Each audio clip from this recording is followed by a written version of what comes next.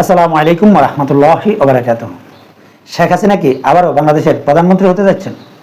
যেহেতু বাংলাদেশে এখনও সংবিধান বহাল রয়েছে এবং প্রেসিডেন্ট সুপ্পু সাহেব এখনও বাংলাদেশের বৈধ রাষ্ট্রপতি আছেন, তাই আওয়ামী লীগ যদি আসলে পাল্টা অভ্যুত্থান ঘটাতে পারে তাহলে কিন্তু শেখ হাসিনা বাংলাদেশে আবারও কিন্তু বৈধ প্রধানমন্ত্রী হয়ে যাবেন, এটা নিশ্চিত।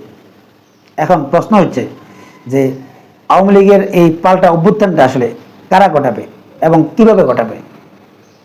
সম্প্রতি আপনারা গাজীপুরের মেয়র জাহাঙ্গীর আলমের একটা বক্তব্য শুনেছেন, যে তার এই বক্তব্যটা আসলে আমি কয়েকবার শুনেছি।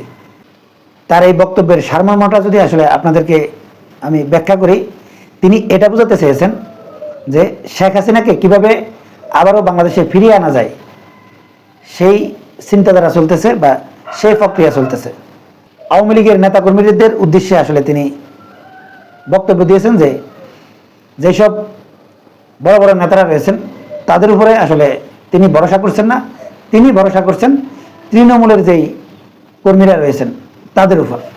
এবং তিনি এটাও উল্লেখ করেছেন যে কোনো দেশে যদি 50,000 লোক আসলে কোনো আন্দোলন সংগ্রাম করে একতাবদ্ধ হয়ে, তাহলে সে আন্দোলন কখনো বৃথা যায় না। তার এই বক্তব্যটা আসলে অনেকাংশে সঠিক বলে মনে করি আমি।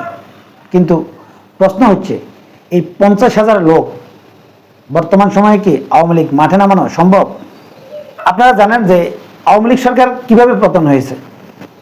আওয়ামী লীগ সরকার এই জন্য পতন হয়েছে যে আওয়ামী লীগ সরকারের বিরুদ্ধে যে অভ্যুত্থানটা সংগঠিত করেছে ছাত্ররা বা ছাত্র জনতা, তারা কিন্তু মৃত্যুকে উপেক্ষা করে কিন্তু মাঠে নেমেছিল। এর প্রমাণ হচ্ছে স্বরাষ্ট্রমন্ত্রীকে পুলিশ অফিসার বলছে, স্যার, যাকে মারা হচ্ছে এবং যে আহত হচ্ছে শুধুমাত্র সে যায় আর বাকি সবগুলো থেকে যায়, এটাই হচ্ছে বিপদের কারণ। তাহলে জাহাঙ্গীর আলম যেভাবে বলেছেন যে 50,000 লোক জড়ো করতে হবে এবং তাদেরকে দিয়ে আন্দোলন করতে হবে, এখন সেই 50,000 লোক হতে হবে যারা জীবন দেওয়ার জন্য উন্মুখ হয়ে থাকবে এবং জীবন বাজি রেখে তারা আন্দোলন করতে হবে। কিন্তু আমি ব্যক্তিগতভাবে মনে করি, যদি সত্যিকার অর্থে আওয়ামী লীগের যদি এরকম 50,000 নেতা কর্মী যদি থাকে এবং তারা যদি জীবন দেওয়ার জন্য প্রস্তুত থাকে, তাহলে বঙ্গবন্ধু শেখ মুজিবুর রহমানকে যখন সপরিবারে হত্যা করা হয় তখন কেন জানা যায় আসলে 50,000 লোক উপস্থিত হয়নি? কোন ভয়ে? তখন তো আসলে কেউ গুলি করে তাদেরকে মেরে ফেলবে সেরকম কোনো পরিস্থিতি আসলে ছিল না। হয়তো আওয়ামী লীগ আতঙ্কিত হয়ে গিয়েছিল। এরপর আসেন 5 আগস্টের পর আওয়ামী লীগের অনেক নেতা আসলে দেশের বাইরে চলে গেছেন বা ভারতে হারিয়ে গেছেন, অনেকে বাংলাদেশে আত্মগোপনে আছেন, আবার অনেকে অ্যারেস্ট হয়েছেন।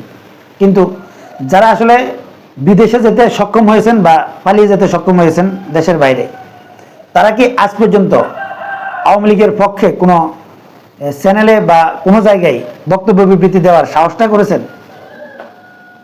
করেননি।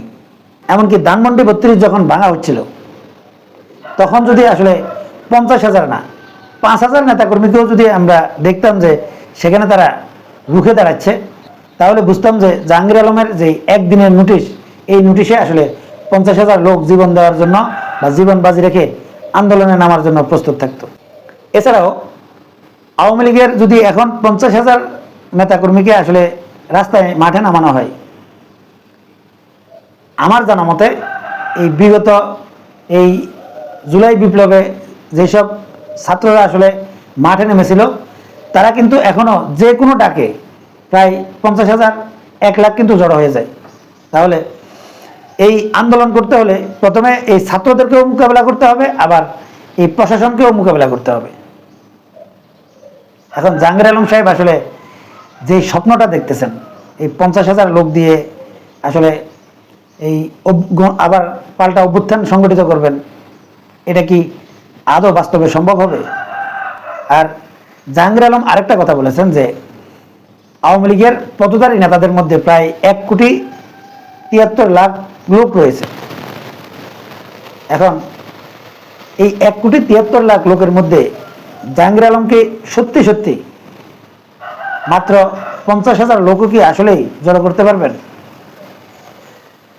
যদি সেটা পারতেন তাহলে ধানমন্ডি 32 যখন ভাঙা হলো, ঠিক তখন তিনি 5,000 লোক হলেও উপস্থিত করতে পারতেন।